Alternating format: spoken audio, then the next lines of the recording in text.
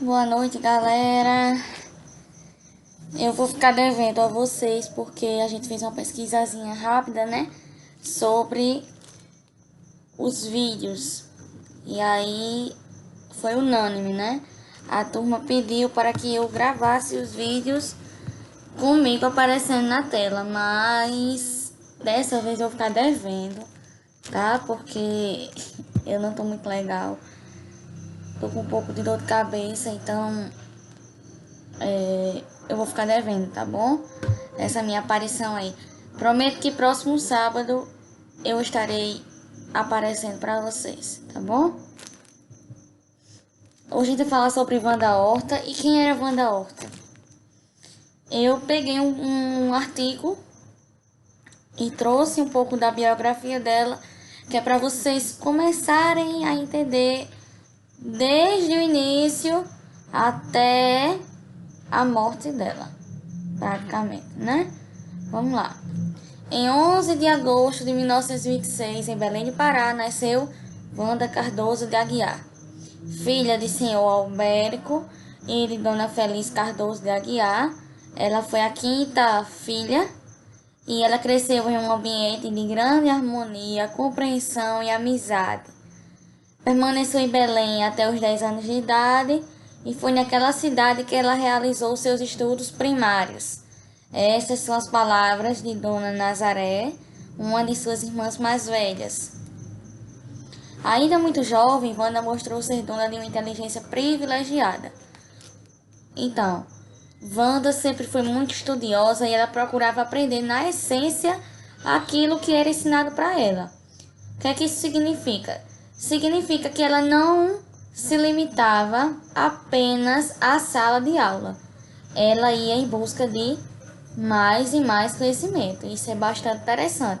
Porque às vezes o que a gente passa aqui para vocês é um pouco resumido por conta do tempo, a gente tem que cumprir horário. Então é importante que vocês busquem mais, pesquisem mais artigos, mais revistas online e estudem mais, tá certo? Um dos destaques da sua personalidade era a forma como ela se expressava em linguagem formal. Então, como ela lia muito, ela se expressava de forma bastante eficaz, vamos dizer assim, bastante interessante. Formalmente falando, ela se diferenciava de outras crianças. Ela era sensível, introspectiva e até um pouco casmurra, ela era um pouco dura, tá? Mas não deixava de ser uma pessoa amiga para todas aquelas que ela conhecia. Animada, procurava diversificar as formas de dar expressão à sua personalidade marcante. Desde cedo iniciou os estudos na música, tá? Ela tocava piano, instrumento que ela tocava com perfeição e, além do mais, escrevia poesias. Em 1936, a família Aguiar mudou-se para Ponta Grossa, no Paraná. Foi a partir daí que sua escolha pela enfermagem começou a se desenvolver e se alinhar. Então, o que que acontece? Aqui é um pouco, aqui ela conta um pouco da história dela e aí eu vou passar, mas eu vou disponibilizar os slides, certo? E vocês foquem aqui nessa parte, porque é muito importante. Eu vou passar porque o tempo não permite que eu leia. Mas leiam, fala sobre a Cruz Vermelha, fala desde a época que ela criou esse amor pela enfermagem, tá bom? Em 1954, com 27 anos, ela casou-se com o engenheiro Luiz Emílio Gouveia Horta e passa a chamar-se Wanda de Aguiar Horta, ou simplesmente Wanda Horta, que é como a gente conhece hoje. Wanda Horta retorna então a São Paulo e trabalha no Hospital Central Sorocabano, no sanatório do Mandaqui e no pronto-socorro da Carteira de Acidentes de Trabalho do Instituto de Aposentadoria e Pensões dos Industriados. Retorna à Escola de Enfermagem da USP como docente em 1959. Então, ela trabalhou nesses 4 lugares e em 1959 ela retornou à USP como docente, tá? Como professora. Vamos lá. Teoria das necessidades humanas básicas. Foi na Escola de Enfermagem da USP que Wanda de Aguiar Horta ampliou o núcleo central do seu trabalho, que consistiu na elaboração de vasta fundamentação teórica para a enfermagem, levando a atingir a elaboração da teoria das necessidades humanas básicas. Lembrando que Wanda Horta é a primeira teorista brasileira, certo? E esta teoria é considerada o topo do seu trabalho e o resumo de todas as suas pesquisas. Essa teoria vai estar disponível na apostila que eu mandei para o rapaz responsável da escola para pôr na plataforma, certo? Essa aqui é a referência. Foi rápido porque, infelizmente, meu programa não permite que eu passe os 10 minutos, tá?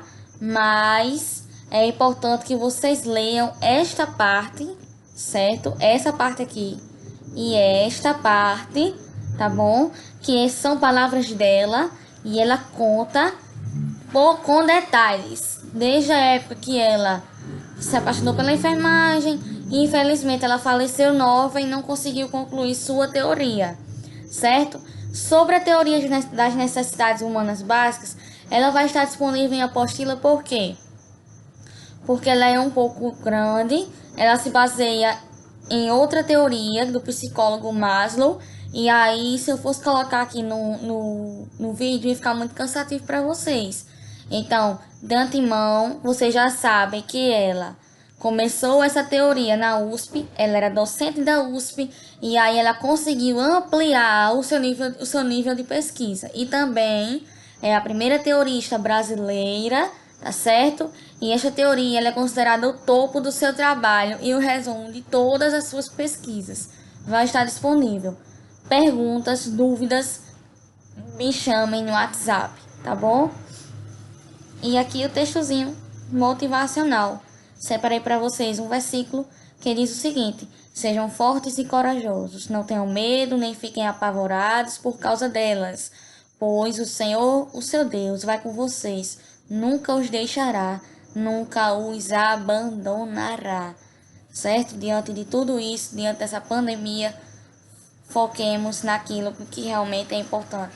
Deus nunca vai nos deixar e nunca vai nos desamparar, tá bom? Fiquem com Deus, um abraço e dúvidas eu tô no zap. Cheiro.